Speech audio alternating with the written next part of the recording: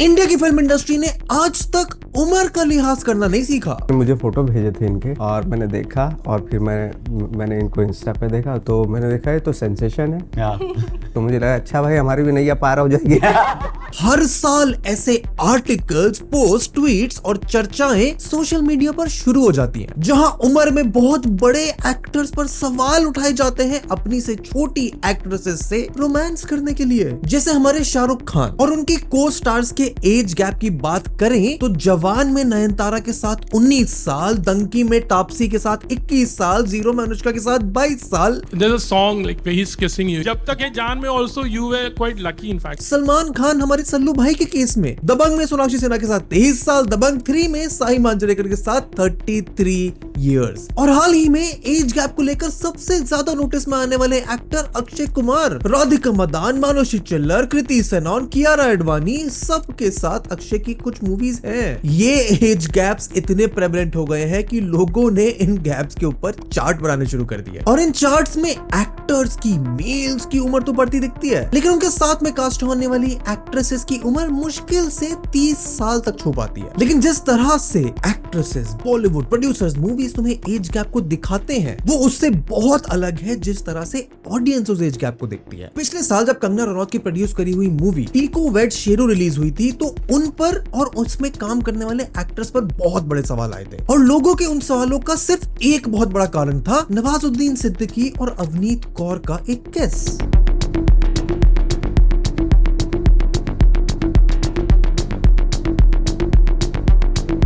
क्योंकि इस एक किस से ही ऑडियंस बहुत क्रिंज आउट हो गई। लोगों को बिल्कुल भी अच्छा नहीं लगा कि 49 इयर्स के नवाजुद्दीन 21 साल की अवनीत कौर के साथ रोमांस कर रहे हैं। और जब इसके बारे में नवाज से पूछा गया तो उन्होंने बोला कि नए लड़कों को रोमांस करना नहीं आता, इसलिए वो इस जिम्मेदारी को उठाने के लिए रोमांटिक रोल्स पिक कर रहे हैं। फिल्म्स में लीड एक्टर्स के बीच में बहुत बड़ा एज गैप होता है, लोग हमेशा बातें करते हैं। और जब आपको ये फिल्म ऑफर हुई थी, आपका पहला रिस्पॉन्स क्या था? क्योंकि लव स्टोरी थी ये, मुझे मालूम था कि ये मुझे ही मिलेगा, जो कर सकता है उसको ही मिलता है। जो आजकल के एक्टर उनको दिखता कॉर्पोरेट हाउस से आए हैं। ऐसे ही AIB पॉडकास्ट ने जब शाहरुख खान से इसके बारे में पूछा तो उन्होंने बोला कि उनकी गलती थोड़ी ना है कि इंडस्ट्री में सिर्फ यंग लड़कियां काम कर रही हैं। Oh, he's working with girls half his age. But those are the ones who are working now. So what do you? They are working, so I can't send them back home or break their heart or tell the director नहीं यार उम्र देख के लिया करो, talent को छोड़ो. So I have to work with whatever's offered to me. ये तो देखकर लोग सोच में पड़ जाते हैं कि कोई लड़की कैसे कंफर्टेबल हो सकती है अपने से 20-30 साल बड़े एक्टर के साथ रोमांस करने के लिए। लेकिन जब खुद इन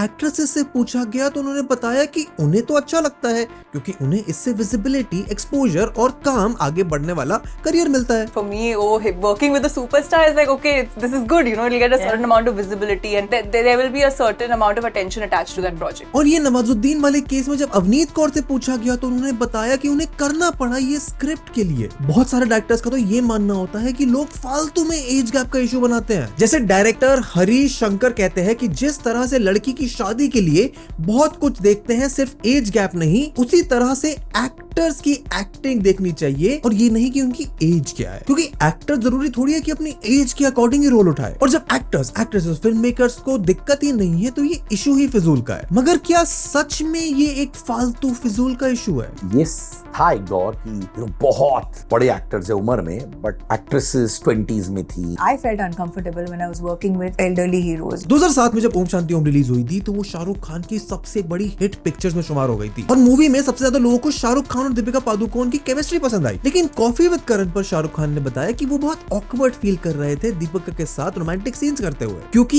ये छोटी सी बच्ची के लिए ऐसे पीछे पीछे कर रही थी। दीपिका शाहरुख खान से 20 साल छोटी थी। I got to know she was 7 or 8 when she saw Dilwale Dulhania ले। उन्होंने बताया कि उन्हें वो सीन्स करते हुए एक स्टॉकर अंकल वाली फील आ रही थी। I started feeling little stalker uncle, little कमीना। एंड अगर शाहरुख खान आके पब्लिकली बोल सकता है कि इन सीन्स में वो ऑकवर्ड हो रहे थे तो ये इशू इतना भी फिजूल का नहीं है जितना लोग इसे बनाते हैं। अरशद वारसी ने भी बताया कि वो मूवी साइन करने से पहले फीमेल लीड की एज पूछते हैं क्योंकि एक लिमिट से ज्यादा यंग गर्ल्स के साथ रोमांटिक सीन्स करना उनके लिए और ऑडियंस के लिए बहुत जारिंग हो जाता है। लेकिन इसी चीज का फायदा बहुत बार और एक्टर्स उठाते भी हैं। They want to be cast opposite younger actors female actors so that they look younger. Atul Mongia जो कास्टिंग डायरेक्टर रह चुके हैं, उनका कहना है कि ये पेट्रियार्की प्रॉब्लम की वजह से है और कुछ नहीं। वुमेन को ऑब्जेक्टिफाई करा जाता है सिनेमा में क्योंकि 30 साल के बाद उनकी अपील कम हो जाती है, तो इसीलिए उन्हें टॉप मेल एक्टर्स के साथ पेयर ही नहीं करा जाता। लेकिन अगर ये बात सच होती तो ये नहीं होता कि दीपिका, अनुष्का,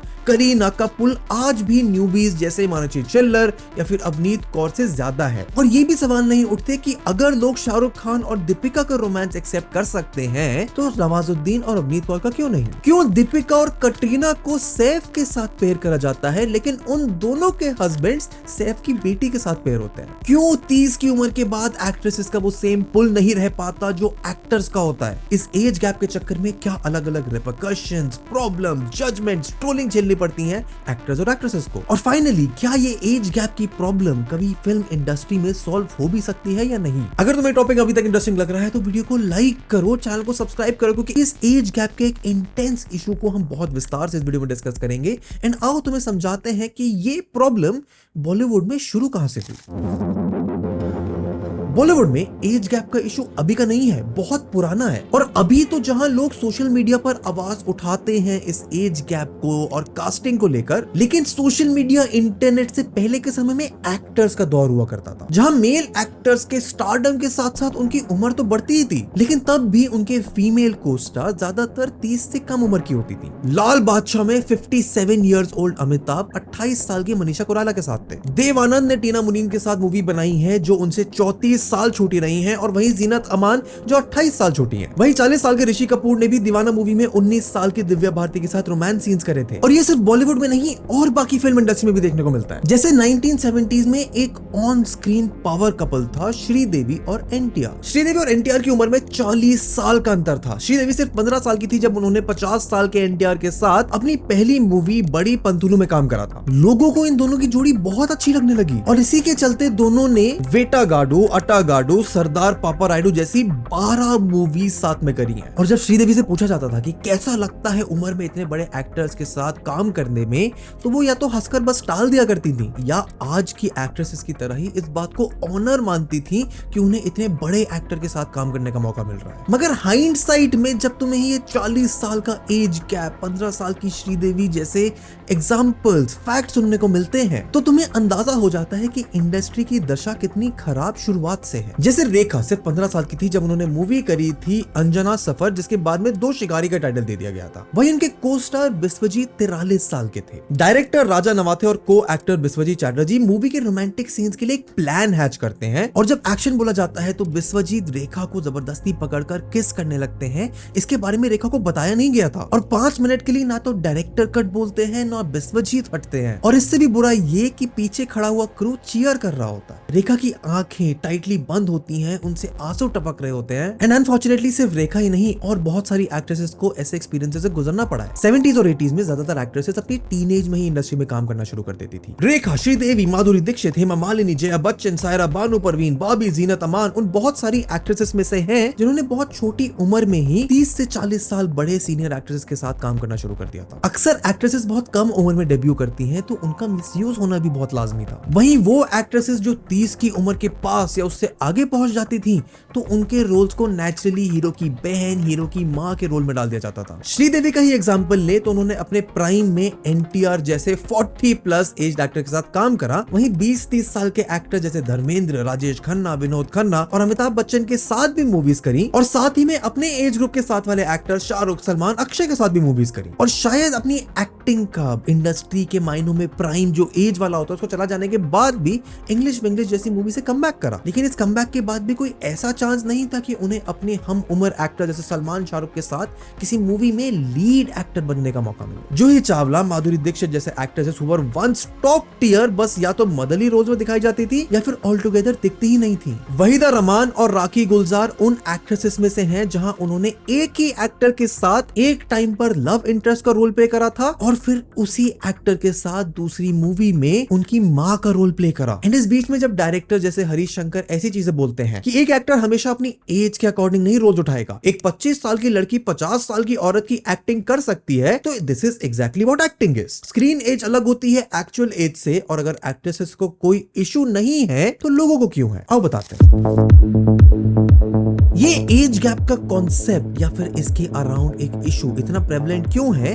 इसका बॉर्डर बेसलाइन है कि एक्ट्रेसेस की एक शेल्फ लाइफ होती है। I don't think any of them will even understand the anxiety that I went through in the lockdown. Like, Janvi, I'm 24, I'm 25, I'm 26. Like, what's going on? Like, what's happening? I just want to go out there and be able to shoot. And she's like, bro, same. None of them were saying that. They were like, yeah, you can peak at 30, you can peak at 40. And I'm like, I'm a heroine, you can't. ऐसा मैं नहीं कह रहा हूँ, industry के लोगों के बीच ये माना जाता है कि एक एक्ट्रेस की शेल्फ लाइफ अराउंड 30 साल की उम्र तक होती है, जिसके बाद उन्हें लीडिंग रोल्स मिलने कम हो जाते हैं क्योंकि उनकी डिजायरेबिलिटी कम हो जाती है और एक नया बैच ऑफ एक्ट्रेसेस उनको रिप्लेस करने के लिए तैयार खड़ा होता है। ऐसा इसलिए भी क्योंकि एक मेल और फीमेल एक्टर के पीक ईयर्स बहुत डिफरेंट होते हैं। यूजुअली एक्ट्रेसेस अपना करियर जल्दी शुरू करती हैं तो उनका पीक जल्दी आ जाता है और मेल एक्टर के केस में ये उल्टा होता है। जैसे रेखा ने अपना करियर 15 साल की उम्र में शुरू किया था, वहीं सनी देओल ने अपना डेब्यू जब करा तो वो 27 साल के थे और 90s में जब सनी देओल का एक पीक आया तब रेखा को लोगों ने एज ए लीडिंग लेडी देखना बंद कर दिया था। अब इसका जिम्मेदार लोग हमारे समाज, सोसाइटी, लोगों की नजर, पेट्रियार्की को ठहराते हैं, लेकिन ये सिर्फ आधा सच है क्योंकि शेल्फ लाइफ, एक्टर पीक के केस में जो एज गैप होता है उससे ज्यादा जरूरी ये है कि हम एज व्यूअर्स उस एज गैप को कैसे देखते हैं, क्योंकि इस एज गैप के मामले में भी हम कहीं उसको इग्नोर कर देते हैं और कहीं उसका बहुत बड़ा इशू बनाते हैं। जैसे शाहरुख खान और दीपिका पादुकोण के बीच में 20 साल का अंतर है, लेकिन लोगों को उन्हें देखने में तब दिक्कत नहीं हुई जब ओम शांति ओम रिलीज हुई, लेकिन जब पठान रिलीज हुई तब एज गैप के चर्चे उठने शुरू हो गए। और कैरेक्टर्स के बीच में ये रोमांस किस नजरिए से स्क्रीन पर दिखाया जाता है, इस पर लोगों का उस एज गैप को लेकर जो जजमेंट होता है वो बहुत निर्भर करता है। In most of the cases ऐसा इसलिए है क्योंकि एक्टर्स की रियल एज उनकी स्क्रीन पर दिखाए जाने वाले कैरेक्टर की एज से बहुत अलग है। शाहरुख, सलमान, अक्षय जैसे एक्टर्स को अच्छी बॉडी, मेकअप, कॉस्मेटिक प्रोसीजर्स के साथ यंग दिखाकर उन्हें एक्चुअल में यंग एक्ट्रेस के साथ पेयर करा जाता है जो प्रीची लगता है, और साथ ही साथ ओल्डर एक्ट्रेसेस को मूवीज से हटकर ओटीटी पर साइडलाइन होना पड़ता है। और सिर्फ इंडिया में नहीं, ये एजिज्म का इशू बाहर भी बहुत प्रेवलेंट है। 100 से भी ज्यादा एक्टर्स और पब्लिक फिगर्स ने अपना नाम ओपन लेटर में लिखा जिसका टाइटल था एक्टिंग योर एज कैंपेन, ताकि एंटरटेनमेंट इंडस्ट्री में एजिज्म कर्ब हो सके और ओल्डर फीमेल एक्ट्रेसेस का रिप्रेजेंटेशन बेहतर हो सके। जैसे मैगी जिलेनहॉल ने बताया कि वो 37 इयर्स की है और रिसेंटली उन्हें मना कर दिया गया था 50 साल के एक्टर का लवर प्ले करने के लिए। She was astonished, felt bad, angry and then thinking about it made her laugh. Third person में लियाम नीसन 32 साल बड़े थे ओलिविया वाइल्ड से, मिशन इम्पॉसिबल में टॉम क्रूज 21 साल बड़े थे रेबेका फर्ग्यूसन से, और the Wolf of Wall Street में लियो कैप्रियो 16 साल बड़े थे मार्गो रॉबी से। मगर सरप्राइजिंगली लोगों को बात से बिल्कुल फर्क नहीं पड़ता है, बुरा नहीं लगता है चाहे एज गैप 30 साल का ही क्यों ना हो, when people are acting their age. That is the requirement of a story. Of course, I'd love to work with younger actors. ऐसा दिखाया गया मूवी चीनी कम में, जहां प्लॉट में अमिताभ बच्चन का कैरेक्टर 64 इयर्स का था और तब्बू का कैरेक्टर 34 साल का, और उन दोनों के बीच प्यार हो जाता है। 34 very old 64 very young. Movie critically बहुत अच्छे से रिसीव हुई, ये बताते हुए कि मूवी के कैरेक्टर्स बहुत अच्छे से लिखे गए थे। अमिताभ बच्चन की एक मूवी है निशब, जिसमें उनका कैरेक्टर जो 60 साल का होता है उसको प्यार हो जाता है एक टीनेजर से, पर क्योंकि मूवी की कहानी इसके अराउंड थी तो वो जस्टिफाइड था। ऐसा ही डियर जिंदगी में देखने के लिए मिला। शाहरुख खान और आलिया के बीच का एज गैप 27 साल था, लेकिन जब मूवी में आलिया के कैरेक्टर को शाहरुख से प्यार हो जाता है तो जनता को कोई दिक्कत नहीं होती वो रिसीव करने में। क्यों? क्योंकि शाहरुख खान के कैरेक्टर का प्रोफेशन एज अ साइकियाट्रिस्ट था ही ऐसा कि उसके क्लाइंट्स को उससे अफेक्शन हो जाए, एंड क्योंकि ये एज डिफरेंस स्टोरी लाइन में रिक्वायर्ड था तो इसमें भी किसी को दिक्कत नहीं थी। और एक और बड़ा फैक्टर जब लोगों को इस एज गैप से इशू होता है वो तब जब एक्टर्स की केमिस्ट्री अच्छी नहीं होती। सलमान और कटरीना में 18-19 साल का अंतर है, लेकिन उनकी हर एक मूवी चाहे वो पार्टनर हो या टाइगर, एक अच्छी केमिस्ट्री बीच में दिखती है जिसकी वजह से लोगों को भी एज गैप नहीं चुकता। वहीं सेम एज गैप के साथ जब सलमान ने प्रेम रतन धन पायो में सोनम कपूर के साथ पेयरिंग करी तो तब लोगों ने जरूर सवाल खड़े करे। यहाँ तक कि सलमान ने खुद बताया कि वो अनकंफर्टेबल थे सोनम के साथ मूवी करने के लिए। क्यों? क्योंकि उनका एक क्लोज फैमिली बॉन्ड था और उनकी एक रोमांटिक केमिस्ट्री एग्जिस्ट ही नहीं करती थी। It's different. It's pure. I just couldn't get that much of purity in me. Oh God. It's difficult. वहीं साथ ही साथ एज गैप के साथ लोगों को इस बात से प्रॉब्लम होती है कि कास्ट करने से पहले एक एक्ट्रेस को इंडस्ट्री में कितना एक्सपोजर मिलता है। मानुषी छिल्लर और अक्षय कुमार की पेयरिंग को इसलिए भी ज्यादा क्रिटिसाइज करा जाता है क्योंकि मानुषी हैजंट प्रूव्ड हरसेल्फ येट, तो इतने बड़े प्रोजेक्ट में सिर्फ उसको एक आई कैंडी के तौर पर कास्ट करा गया है, ऐसा नजरिया लोगों के बीच बनता है। क्योंकि मानुषी से ज्यादा उम्र में और काम में बड़ी एक्ट्रेस है जिन्होंने अपने काम से प्रूव भी करा है कि वो ऑडियंस पुल कर सकती है, लेकिन ऐसी कास्टिंग के बाद ही लोगों को महसूस होता है कि main stream popular culture, movies में सिर्फ ग्लैमर को अहमियत दी जाती है। तो इस सब के बाद एक सवाल जो मन में उठता है वो ये कि जब एज गैप बॉलीवुड में इतने टाइम से प्रेवलेंट है, एक इंडस्ट्री नॉर्म बना हुआ है, तो आज क्यों लोगों को इस एज गैप से अचानक से दिक्कत होने लगी है? इस बात में कोई दोहराए नहीं है कि भले ही ऑन स्क्रीन कैरेक्टर की एज क्या हो, लेकिन एक ऐसा एक्टर जिसको हम अपने बचपन में देखा करते थे, वो आज भी हमारी उम्र की एक्ट्रेस के साथ रोमांस कर रहा है, एक थोड़ा पेनफुल टू वॉच एक्सपीरियंस तो होता है। एंड सिर्फ ऑडियंस ही नहीं, इंडस्ट्री में काम करने वाले एक्टर्स और एक्ट्रेसेस को भी यह महसूस होता है। जैसे रत्ना पाठक ने बोला कि ये एम्बैरेसमेंट है कि senior male actors young heroine के साथ रोमांस करते हैं। वहीं एक्ट्रेस ईशा कोप्पिकर ने बताया कि वो खुद अनकंफर्टेबल फील करती हैं अपने से 20-30 साल बड़े इंसान के साथ रोमांस करते हुए।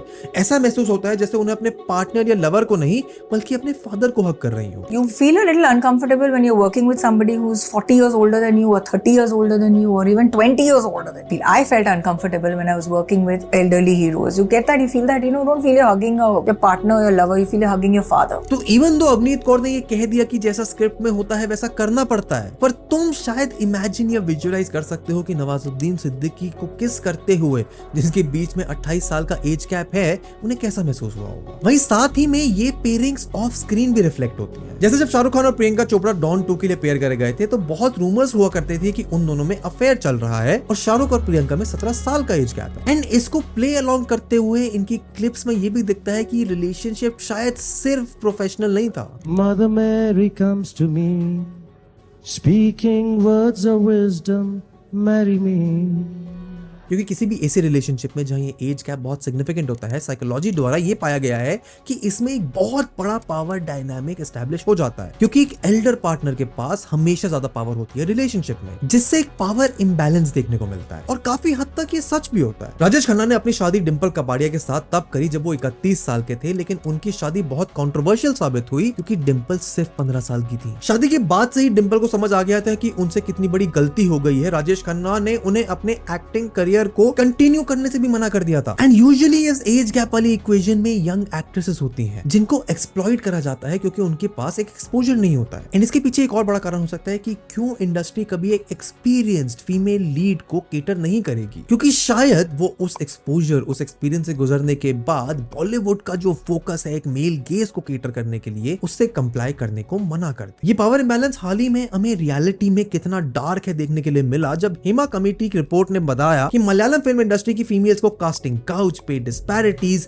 और एक्सट्रीम जेंडर डिस्क्रिमिनेशन झेलना पड़ता है। एंड बॉलीवुड में इस एज गैप और पावर इंबैलेंस मेल एक्टर्स के फेवर में होने के पीछे सोशल और इकोनॉमिकल रीजन दोनों है। इंडिया में इट इज कंसिडर्ड नॉर्मल कि हस्बैंड अपनी वाइफ से 3 से 5 साल बड़ा होगा ही। 2020 की निकाह फॉरएवर की रिपोर्ट्स के मुताबिक मेजॉरिटी का मानना है कि 3 से 5 साल तो नॉर्मल एज गैप है। और साथ ही में इकोनॉमिकली सक्सीड और ऑपरेट करने के लिए कमर्शियल सिनेमा 70s और 80s से मेल गेज को केटर करता आ रहा है। It has to do with the spending power, because the spending power is 99.9% in the man's hands. To be able to spend on a movie ticket, I'm not talking about the groceries of the house, but I'm talking about the movie ticket and the luxuries is in the hands of a man. और इसी economical impact की वजह से industry में ये norm फैलता चला गया कि एक्ट्रेसेस की एक शेल्फ लाइफ ही होती है, जिसके बाद वो अपना एक्टिंग करियर कंटिन्यू ही नहीं कर पाएंगी। वहीं ये भी चलता आया है कि एक लीडिंग एक्टर के साथ एक यंग एक्ट्रेस ही चलेगी, चाहे एक्टर कितना भी बड़ा क्यों ना हो एक्ट्रेस से, लोग पैसे देकर मूवीज देखने जरूर आएंगे। लेकिन ये इतना ज्यादा फॉलो हो गया कि लोगों को लगने लगा कि ये तो एक सेट फॉर्मूला है एक सक्सेसफुल फिल्म बनाने के लिए। Yes, cinema is largely controlled by those people, and that to second generation that has grown up in trial rooms. Right. They've not lived life. So their referencing is based on cinema. जैसे हाल ही में female centric movies का rise हुआ, जहां पहले माना जाता था कि फीमेल लीड रोल्स अच्छा बिजनेस नहीं कमा सकते, वहीं queen, dirty picture, English Vinglish, मेरी कॉम जैसी मूवीज ने 90-100 करोड़ तक का बिजनेस किया। एंड जिस तरह से ये फीमेल लीड का जॉनर बॉलीवुड मूवीज से अनहिडन रहा था बहुत टाइम तक, उसी तरह से शायद एक ओल्डर एक्ट्रेस यंग एक्टर वाला डायनामिक अभी भी अनएक्सप्लोर्ड है। डिस्कशंस में सर्वेज ने लोगों ने आके बताया है कि ऐसे कपल्स जिनकी पुराने समय में रोमांटिक केमिस्ट्री बहुत अच्छी थी, जैसे सलमान खान, माधुरी दीक्षित, अगर उनकी पेयरिंग आज होगी तो लोग उसको दोबारा देखेंगे। लेकिन अनफॉर्चुनेटली अगर ऐसा कभी ट्राई करा भी गया है तो काजोल और एसआरके की कास्टिंग के साथ नॉस्टैल्जिया हिट करने के लिए एक्सपेरिमेंट करा गया, लेकिन उनके साथ कभी एक नया प्रोजेक्ट शायद नहीं होगा। वहीं अगर एक ओल्डर एक्ट्रेस और यंग एक्टर की पेयरिंग की बात करें तो उसका मोस्ट इंपैक्टफुल एग्जांपल है जब 20 साल पहले मूवी आई थी दिल चाहता है। लोगों का मानना है कि दिल चाहता उन पहली कुछ मूवीज में से है जिसमें गट्स थे, एक यंग मैन का ओल्डर लेडी के लिए प्यार में गिरने का कॉन्सेप्ट एक्सप्लोर करने के लिए। फिल्म क्रिटिक पॉलमिनी दास ने बताया कि दिल चाहता है ने रोमांस की एक बड़ी अच्छी पॉसिबिलिटी फिल्म मेकर्स को दिखाई जिसमें हेविली एवर आफ्टर पर रिलाई नहीं करना होता। वहीं मीरा नायर की Netflix film a suitable boy में ऐसी ही फॉरबिडन रिलेशनशिप एक्सप्लोर करी गई है जहां एक मुस्लिम कोर्टेसान के कैरेक्टर तब्बू ने प्ले करा है जो ईशान के कैरेक्टर हिंदू मिनिस्टर के एक बेटे को रोमांस करती है। एंड फिल्म में तब्बू का कैरेक्टर डबल एज का ईशान के कैरेक्टर से। एंड इन कैरेक्टर्स को, इन एज गैप वाले डिपिक्शंस को बहुत अच्छे से रिसीव भी करा गया क्योंकि वो एक्चुअली उस कहानी को अच्छे से रिप्रेजेंट करने के लिए जरूरी था, ना कि जबरदस्ती 50, 55, 60 साल के एक्टर्स को आज भी स्क्रीन पर 35 साल का दिखाने के लिए करी गई हर जी तोड़ कोशिश के बाद उनसे आधी उम्र की एक एक्ट्रेस को कास्ट करने के लिए। इसका बहुत अच्छा उदाहरण अमिताभ बच्चन ने दिया है जहां समय पर उन्होंने साइड कैरेक्टर्स उठाना शुरू कर दिए जो उनकी एज अप्रोप्रिएट थे। वहीं टॉप एक्टर जैसे शाहरुख, सलमान, आमिर, अक्षय आज भी लीड एक्टर बनने के लिए कुछ भी कर लेंगे। एंड राधिका आप्टे ने तो बताया कि जो एक्ट्रेसेस जिनकी उम्र 40s और 50s में है वो भी अब इंडस्ट्री में वापस आना शुरू कर रही हैं, which is a good sign of change in progress. A lot of actresses now in their, I don't know, 40s, 50s are coming back and doing such fantastic work, and OTT has changed that a lot. तो एक तरफ तो ये age gap वाली प्रथा जो इतने सालों चली आ रही है वो एकदम से शायद खत्म नहीं होगी, लेकिन दूसरी तरफ वो एक्सपेरिमेंट्स, वो पेयरिंग्स, वो स्टोरीज आज एक्सप्लोर हो रही हैं जो अगर फिल्म मेकर 70s और 80s में करते तो ये शायद प्रॉब्लम वहीं खत्म हो जाती। लेकिन तुम्हारा क्या सोचना है इस बारे में? क्या मूवीज में एज गैप अच्छा होता है, सही है, गलत है, रियल लाइफ में, स्क्रीन पे? मुझे कमेंट्स में बताओ। तुम यहाँ तक आए हो तो ट्विटर गॉर्डन कहता है कि तुम्हें ये वीडियो इतनी ही अच्छी लगेगी, इनफैक्ट यहाँ पर पूरी एक प्लेलिस्ट है ऐसी और डिटेल डीप डाइव तुम्हारे लिए हर हफ्ते लेके आता है। वीडियो को लाइक करो, चैनल को सब्सक्राइब करो, and I will see you in the next one. Good bye.